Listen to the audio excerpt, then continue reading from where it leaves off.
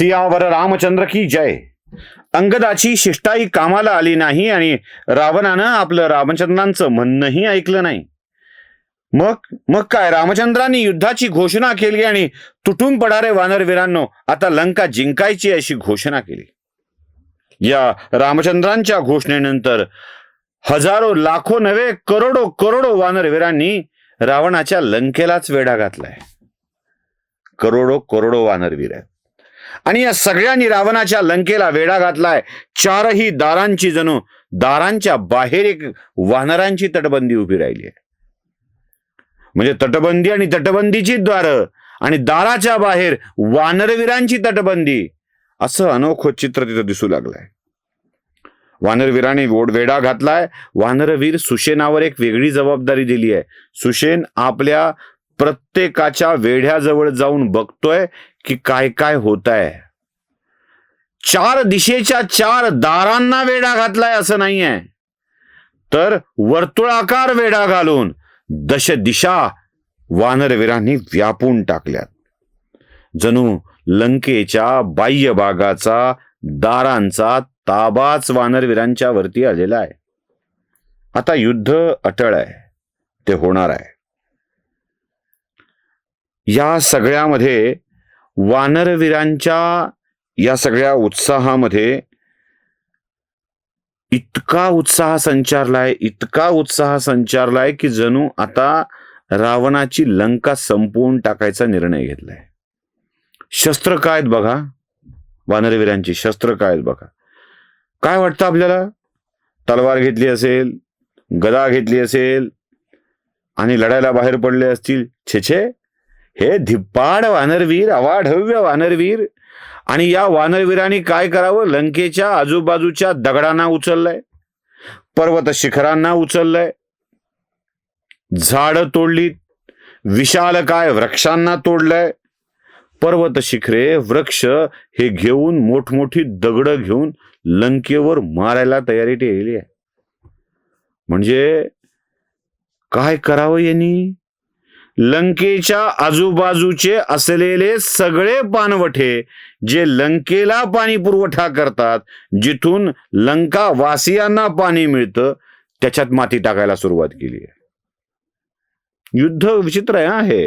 हे युद्ध विचित्र आहे.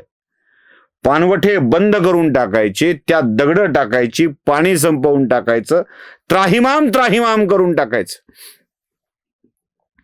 लंकेच्या दारावर, तटबंदीवर हे वानरवीर चढू लागले.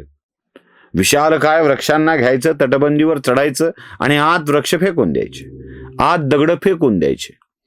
असा दणकेबाज कार्यक्रम चाललाय. या सगळ्यांनी आतले लंकेतले राक्षस झाले त्रस्त. कारण वानरांचा ताबाच असा आहे हो. म्हणजे आजही बघा, छतावरून वानर उड्या मारत गेलं आणि ते सारखं इकडे तिकडं करू लागलं तर आपण काहीच करू शकत नाही, या स्थितीला येतो. नुसतंच हय हय हय करावं होतं. त्या जितकं हय हय करील तितकं ते जास्त त्रास देतं. पुन्हा पुन्हा पुन्हा पुन्हा पुन्हा पुन्हा मध्ये येऊ लागतं. इथे तर कोट्यावधी वानर आहेत. काय करत असतील? पर्वत शिखर, दगड, झाड उचलायची आणि टाकायची. वानरांच्या या उत्पाताची खबर रावणाच्या पर्यंत पोहोचलेली आहे आणि रावणाच्या पर्यंत ही खबर पोहोचल्यानंतर तो प्रचंड चिडलाय. त्यानं सांगितलंय की आता आपल्याला या सगळ्याचा बंदोबस्त करावा लागेल. राक्षसवीरांनो, सज्ज व्हा. रावणाचा आदेश राक्षस योद्ध्यांना सज्ज होण्यासाठी मिळेपर्यंत बाहेर काय काय घडले ते सांगतो. सुबाहू, वीरबाहू, नल, पनस यांनी आपल्या हजारो लाखो वानरवीरांच्या सह लंकेच्या तटाचा ताबा घेतलाय. ताबा घेणं कशाला म्हणतात? तटावरच वानरांची छावणी करून टाकली आहे. तिथेच राहिला. ते इथेच ठोका तंबू, दुसरीकडे कुठे जायचंच नाही. तिथून बाहेरून दगडं घ्यायची, झाडं घ्यायची, आत लंकेत फेकायची, त्रास देत राहायचा. तटावरच त्यांनी आपली छावणी करून टाकली आहे. महावीर कुमुद पूर्व द्वाराला आपल्या सैन्याच्या सह आलाय आणि ईशान्येकडून त्याने वेढा घातलाय. पूर्वद्वाराच्या ईशान्य बाजूनी, म्हणजे पूर्व आणि उत्तर या दिशेच्या बाजूनी त्यांनी वेढा घातलाय. ईशान्येकडून त्यांनी अशी तटबंदी करून टाकली, अशी लंका बंदिस्त करून टाकली आहे. त्याच्या मदतीला पणस आणि प्रहास या 2 वीरांनी मदत करायची ठरवलेली आहे.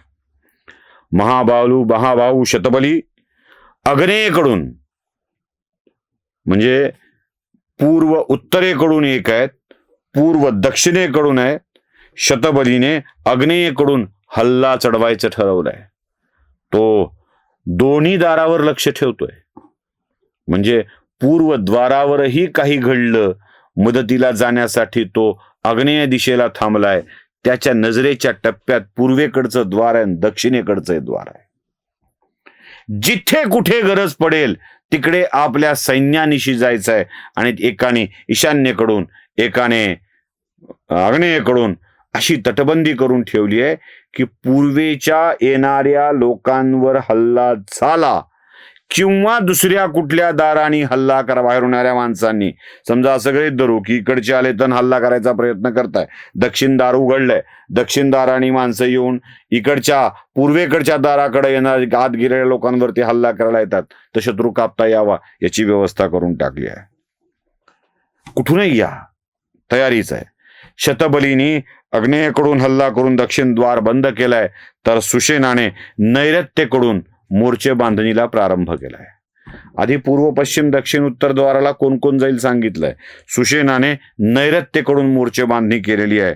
राम, लक्ष्मण, सुग्रीव उत्तर द्वाराच्या ठिकाणी उभे आहेत, तर सुग्रीव वायुव्येकडून, यातल्या सुग्रीव वायुव्येकडून राम लक्ष्मणांना सहकार्य करतोय.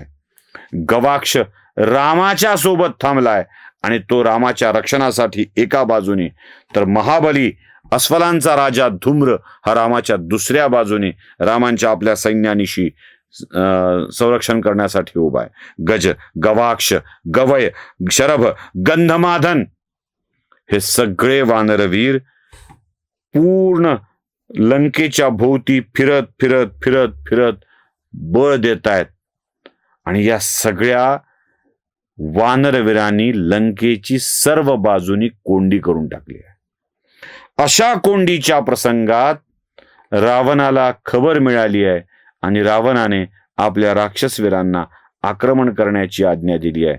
काय होतंय ते बघूया पुढच्या भागामध्ये. सियावर रामचंद्र की जय. स्वधर्म जागृतीचा विधायक पुरुष